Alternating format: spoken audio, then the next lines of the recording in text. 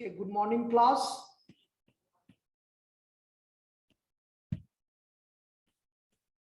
तो सबसे पहले बच्चे आप लोग का एग्जाम कैसा गया?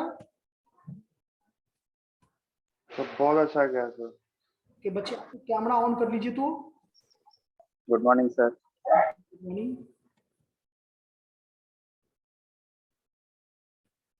Good morning. गुड मॉर्निंग बच्चे। सही बच्चे कैमरा को ऑन कर लीजिए।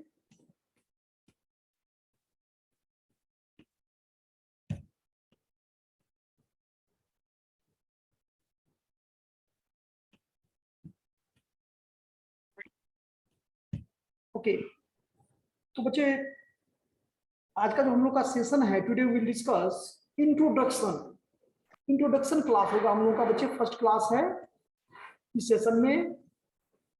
तो इंट्रोडक्शन में हम लोग बेसिकली इसके मीनिंग को समझेंगे, कैसे आया, क्यों आया, ठीक है। इसका जो बेसिक क्वेश्चन है वो बेसिक क्वेश्चन हम लोग समझेंगे इसमें। बहुत अच्छा सब्जेक्ट है, नो डाउट।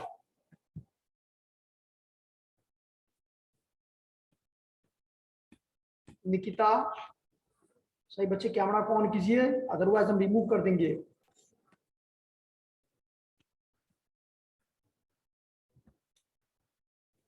देखो आप लोग का असेसमेंट ईयर जो है अभी अभी कुछ पहले बेसिक टर्म समझना पड़ेगा इनकम टैक्स में, उसके बाद ही हम लोग को इनकम टैक्स समझ में आएगा बच्चे। तो लिखो सम इंपोर्टेंट डिफिनेशन से बच्चे लिखेंगे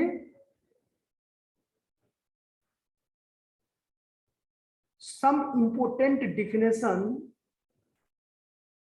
regarding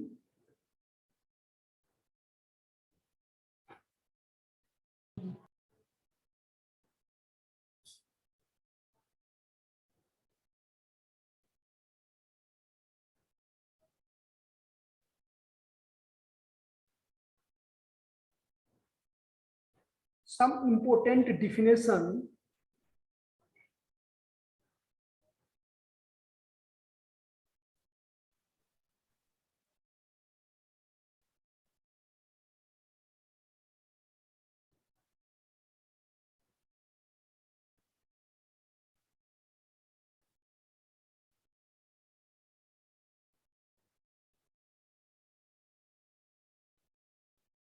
important definition regarding income tax।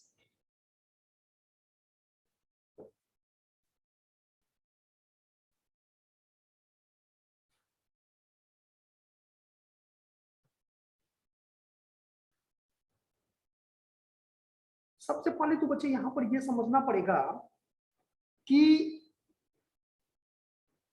जिस ईयर में टैक्स पे करना पड़ता है उस ईयर को हम लोग क्या कहते हैं? Assessment year. कौन सा ईयर कहते हैं बच्चे? Assessment year.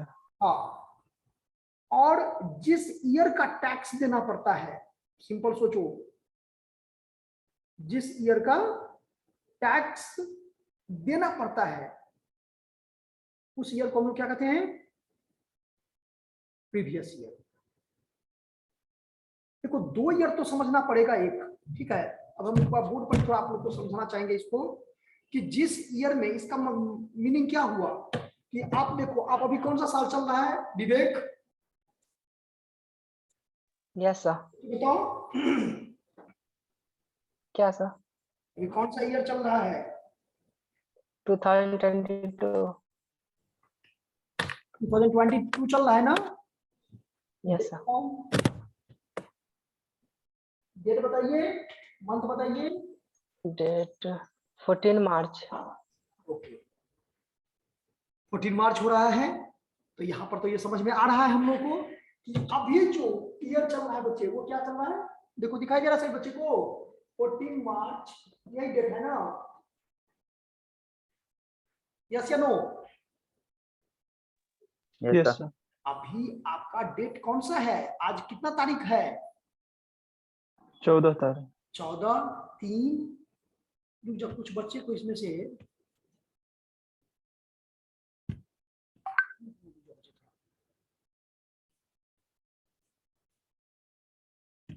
हाँ, तो यहाँ पर सुयस ये बताओ कि 14/3/2022 है, तो मुझे एक तो यहाँ पर ये समझ में आ रहा है कि 2021 और 22, एक तो मुझे ये डेट समझ में आ रहा है, दूसरा डेट मुझे समझ में आ रहा है कि 2020 से 21, दो डेट समझ में आया। और एक और कह सकते हैं कि जो आने वाला है 2022 से, क्या ये तीनों डेट समझ में आ रहा है? ध्यान से देखो,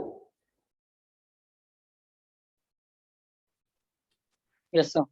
ये 21-22, अभी इसको हम लोग करंट ईयर भी कहते हैं। क्या कहते हैं इसको? इस ईयर को हम लोग करंट ईयर भी कहते हैं। इस ईयर को हम लोग प्रीवियस ईयर, पिछले साल प्रीवियस ईयर कहते हैं, और इस ईयर को हम लोग नेक्स्ट ईयर कहते हैं। क्या कहते हैं? Next year. सुनो ना, आप लोग रिसीव पेमेंट पढ़े हो? रिसीव पेमेंट, एनपीओ,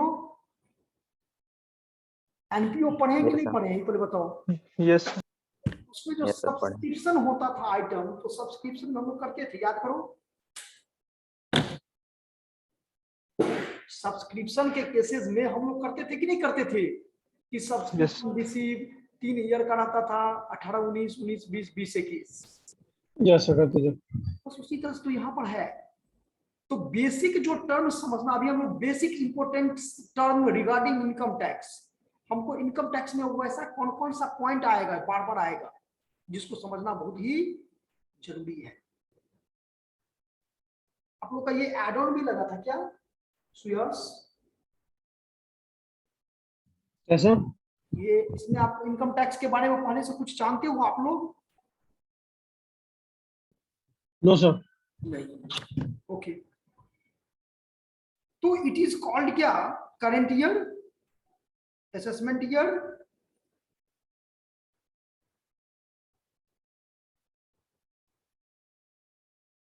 इसको सबसे पहले हम लोग देखते हैं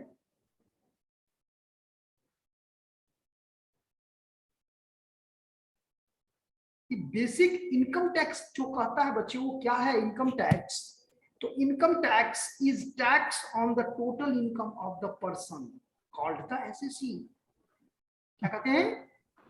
called the assessee of the previous year relevant to the next year, next relevant to the assessment year at the rates prescribed in the relevant finance act। 2-3 point इसमें ध्यान देना है, एक तो फाइनेंस एक्ट, एक तो एसएससी, एक तो प्रीवियस ईयर, एक तो करेंट ईयर। इनकम टैक्स को अगर आपको समझना है तो ये 4-5 वर्ड को समझना बहुत ही इंपॉर्टेंट है। फिर से सुन लो, एक तो फाइनेंस एक्ट, ये देखो ऐसे इसको मिक्स समझ सकते हैं।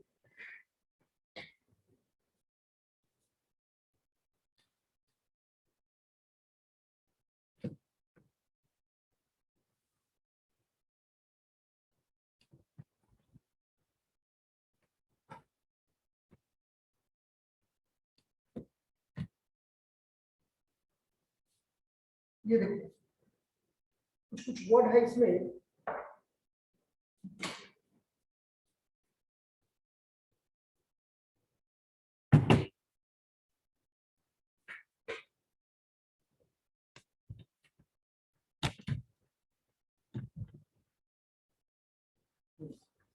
ये देखिए यहाँ पर क्या है, कौन कौन सा वर्ड है? एक देखो, एक क्या बताए? फाइनेंस एक्ट, इसके बारे में भी समझेंगे। हम यहाँ पर समझेंगे जो रेट ऑफ इनकम टैक्स है, रेट्स ऑफ इनकम टैक्स। इसके बाद हम लोग समझेंगे एसएससी के बारे में, एसएससी एसएससी के बारे में समझेंगे कि वो पर्सन जो टैक्स देता है, इसके बारे में भी समझेंगे। इसके बारे में समझेंगे कि हम लोग प्रीवियस ईयर क्या होता है, इसके बारे में हम समझेंगे करंट ईयर यानी असेसमेंट ईयर क्या होता है। इसके बाद हम लोग समझेंगे कि पर्सन कौन होता है। तो इस सब बेसिक वर्ड है। अब देखो, लिखो तो मीनिंग ऑफ सबसे पहले बच्चे लिखो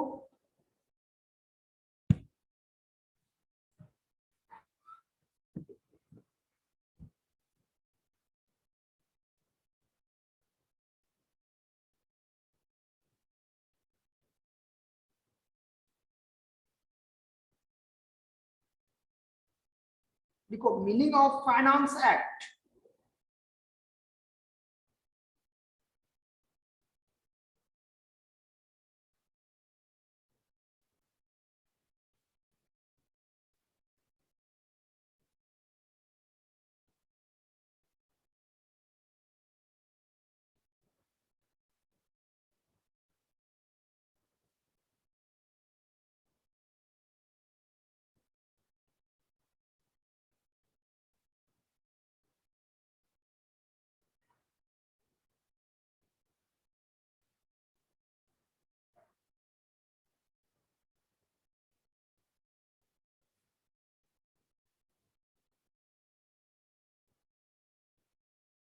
देखो अभी हमारे देश के अभी फाइनेंस मिनिस्टर कौन है बच्चे बताओ, कोई बच्चे बताओ अभी फाइनेंस मिनिस्टर क्या है, कौन है? निर्मला सीतारमण। तो एक फाइनेंस मिनिस्टर, देखो बजट पास किया जाता है ना, a finance act is the, सही बच्चे नोट्स लिखो, a finance act is the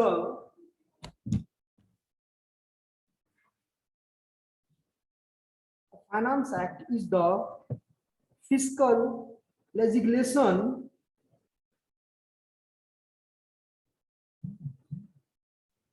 enacted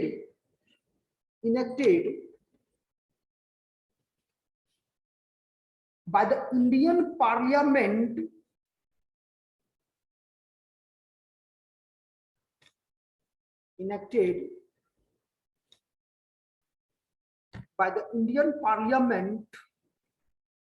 to give effect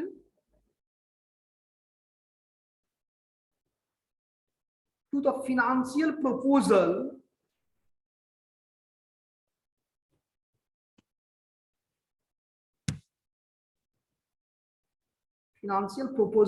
of the central government.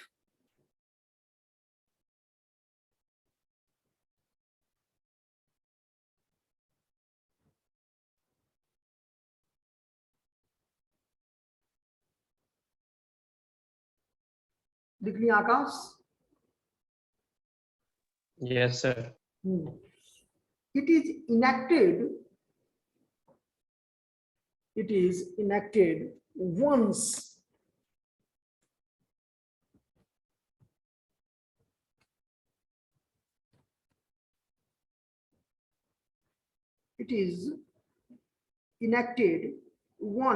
a year, यानी साल में एक बार अगर वो अप्लाई हो गया, लागू हो गया तो वही चलेगा सालों भर। It is enacted once a year and contains provision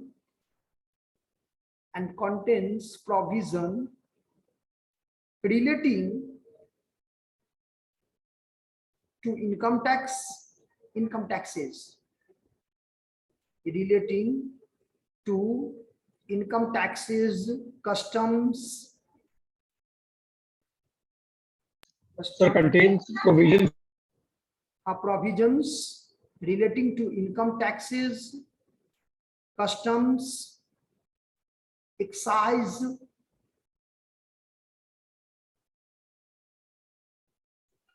Sir, contains provisions. एक बार repeat कीजिएगा sir. contains provision relating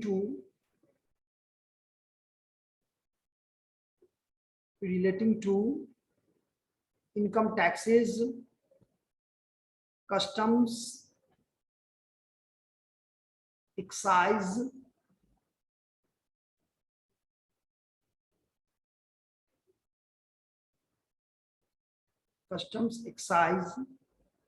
central and integrated GST.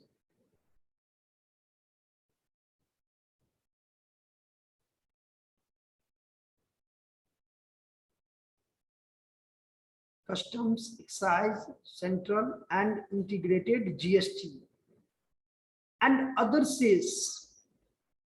Cess का मतलब CESS and other cess. Exemption and reliefs.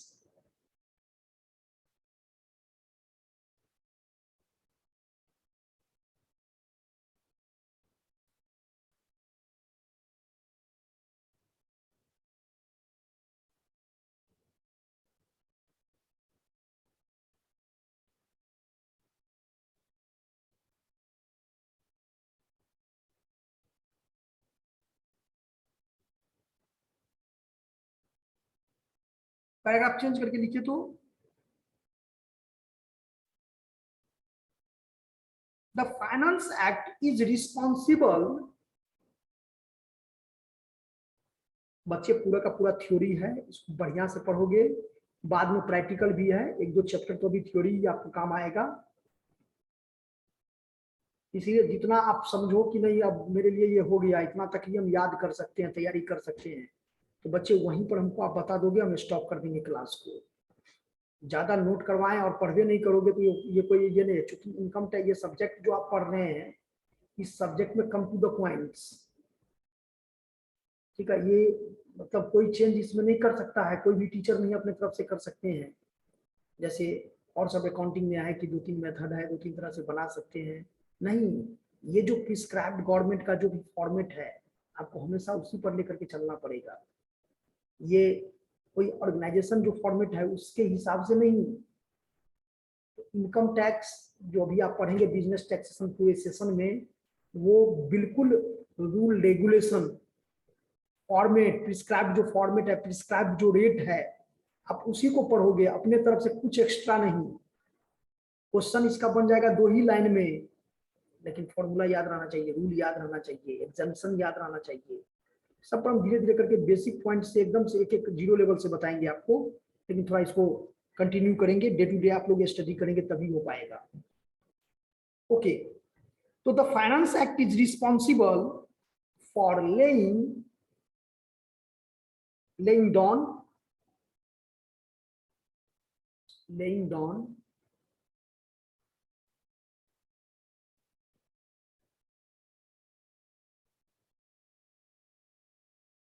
laying down the tax slabs, laying down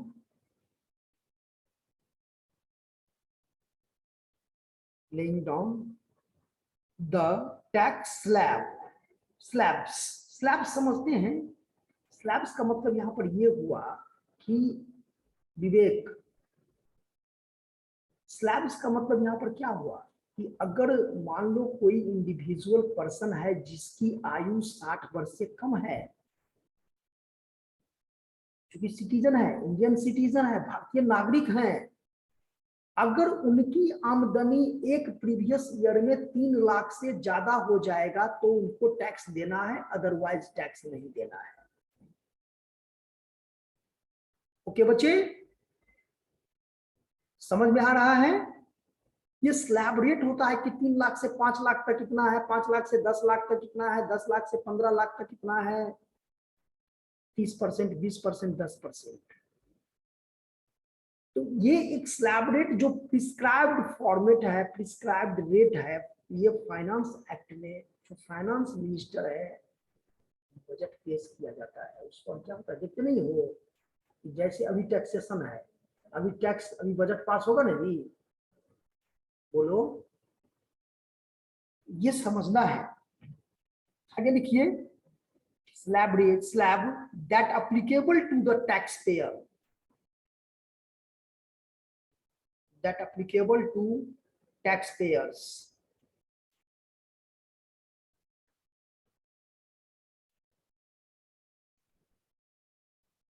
The act includes various details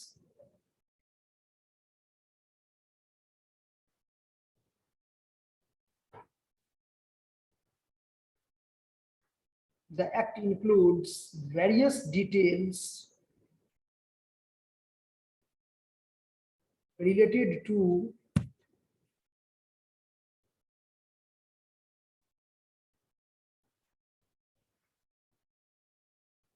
पहला लिखिए income, income through salary, income through salary, agricultural income,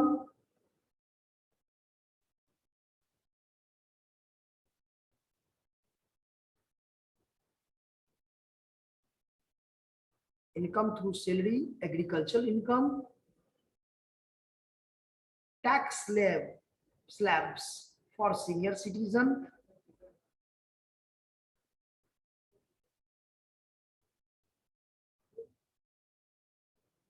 tax slab for very senior citizen,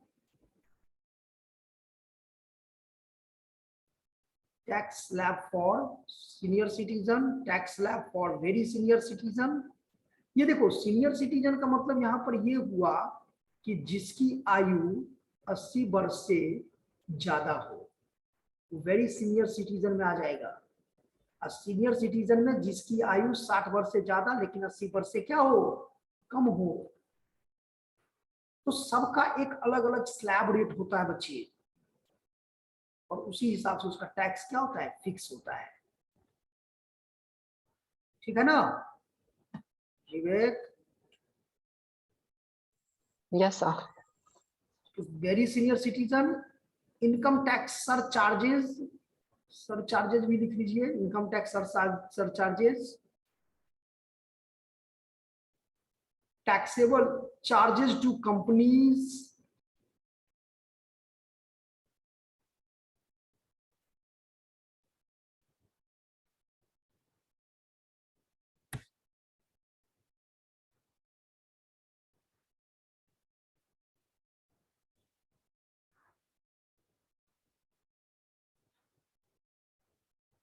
यही है finance act के बारे में। आगे point क्या है बच्चे बताओ, एक बार पढ़ के सही बच्चे देखो तो। हाँ ये एक पॉइंट हम इसमें नहीं लिखवाए हैं कि the may also content provision to armed other acts as the government of the affected by the fiscal policy. The bill is usually termed the budget and it is introduced in parliament by the financial, बताए थे ये finance minister, बताए थे ना जी, finance minister के नाम लिए थे निर्मला सीतारमण का। Yes, sir.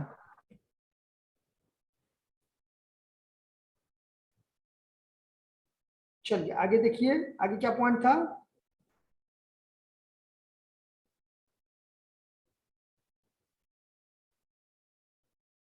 एक क्वेश्चन है इसमें, how is the finance act passed. बच्चे क्वेश्चन लिखो, how is the, basic question सब है सब, how is the finance act passed.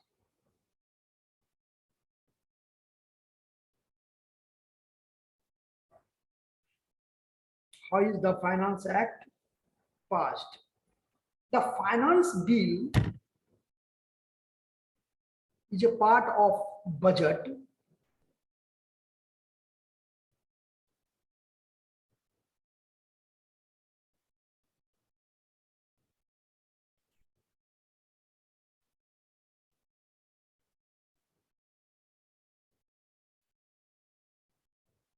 The Finance Bill is a part of budget of India which specify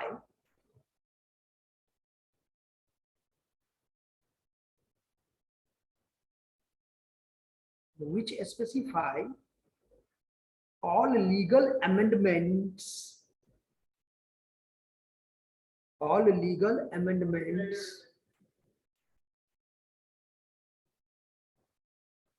required for the changes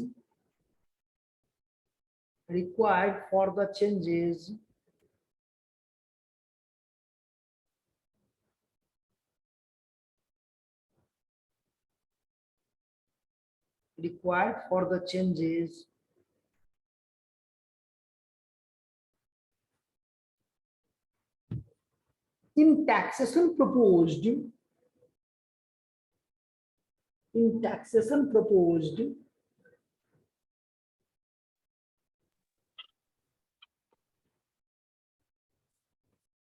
ये अभिषेक है क्या? Camera on करो तो बच्चे।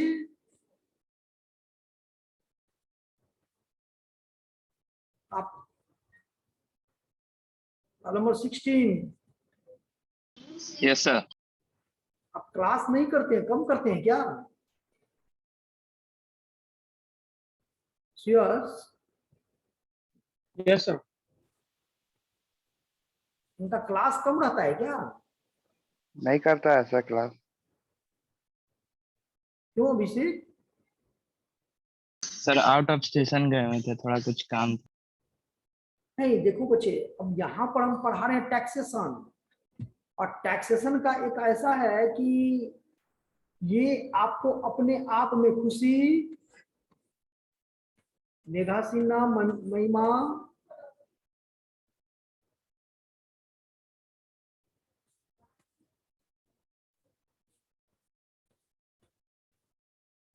लिखो थोड़ा, देखो इसको पढ़ना तो पड़ेगा ही। हाँ, कहाँ तक हो जाता सुयश?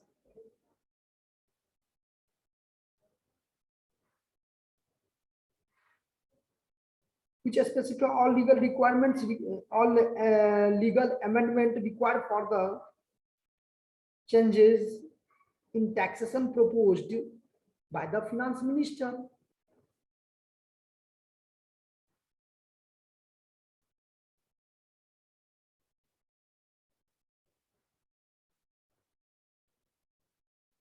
Changes in taxation proposed by the finance minister. The lower house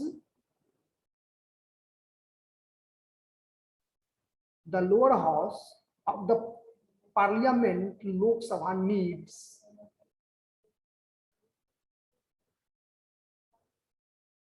the lower house of the parliament, Lok Sabha, needs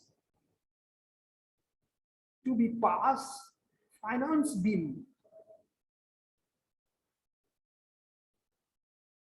क्या सुयस नहीं नोट कर रहा है जी? हंस रहा है सर, कर रहे हैं सर। हंस रहा है। ठीक है, तुम पहले कैमरा ऑन कर लो ना।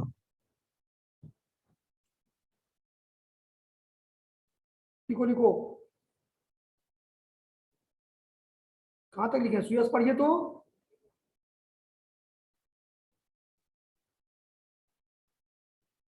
सुयस पढ़िए, कहां तक लिखे हैं?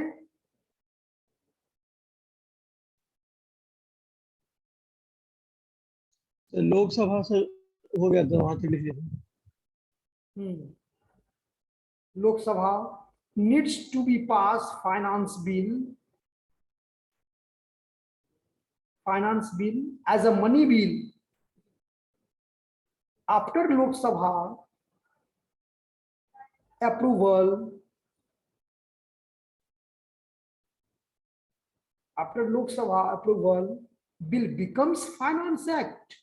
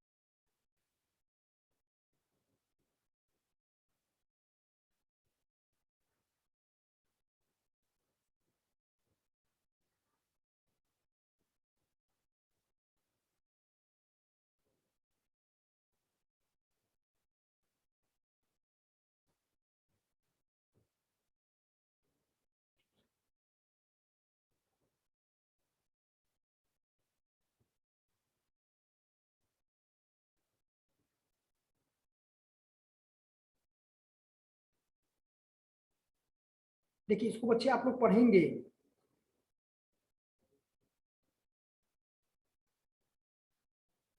ये तो बहुत सारा है इसमें। द फाइनेंस बिल 2022 282 पेज का है, 282 पेज का है।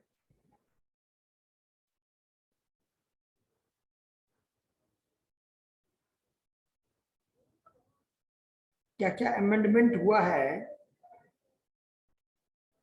First schedule, second schedule, third schedule.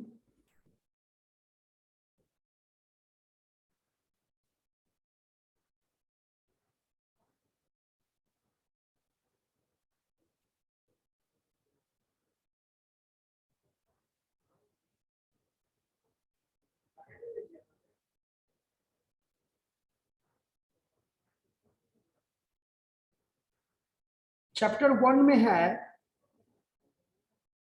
Preliminary है, और चैप्टर 2 में है रेट्स ऑफ इनकम टैक्स। जो फाइनेंस बिल है, एक्ट है, उसमें चैप्टर 1 में ये थोड़ा इंट्रो दिया गया, बताया गया है कि इसका क्या, द फाइनेंस एक्ट जो है, दिस एक्ट में be called the finance act 2022। देखो बच्चे, हर एक साल का क्या होता है, अलग अलग होता है। हर एक साल का बजट क्या होता है विवेक, अलग अलग होता है ना। Yes sir.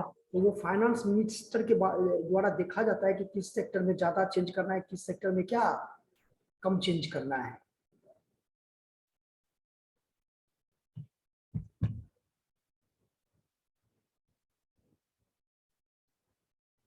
खैर इतना अभी जो नोट करवाए ये समझ में आया, इतना डिटेल में नहीं जाना है।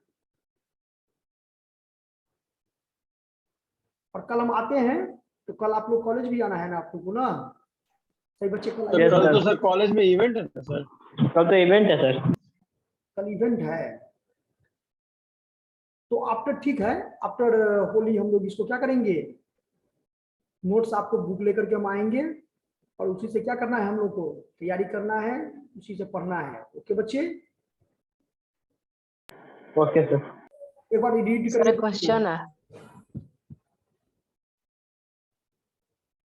क्या कुछ पूछना है क्या? Yes sir. बोलिए।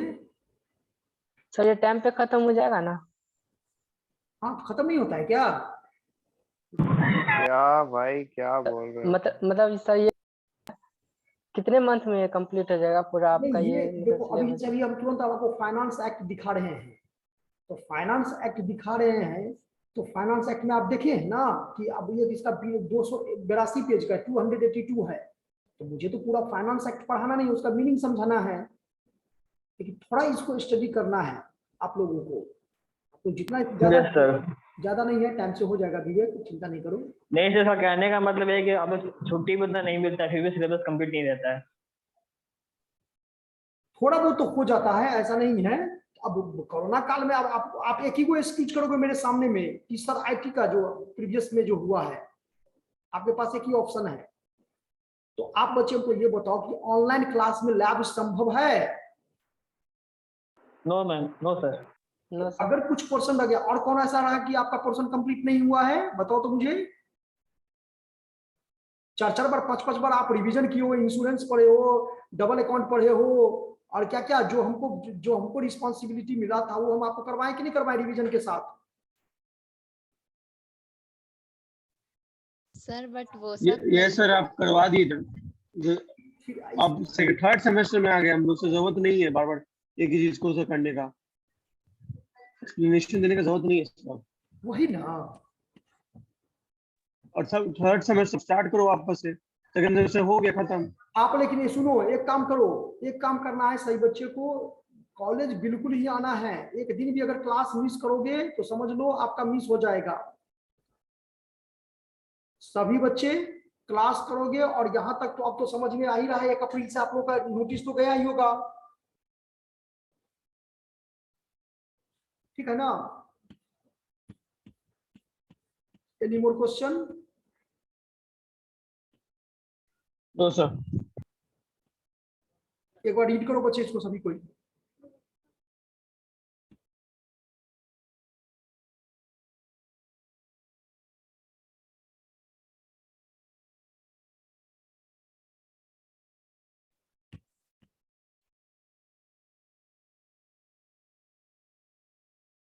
एक बार कहीं नोट कर लो तो सीएस इसको, अटेंडेंस को बना देते हैं अब ये सब कर दिया हम लोग सर।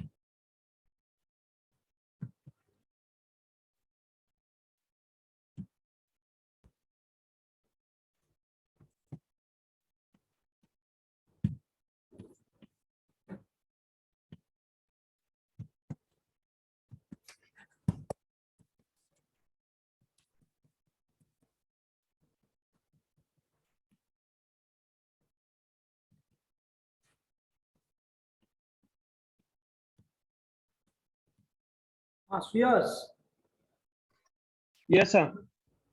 हाँ बच्चे बताएंगे तो। सर रोल नंबर 1 2 3 एक मिनट जी।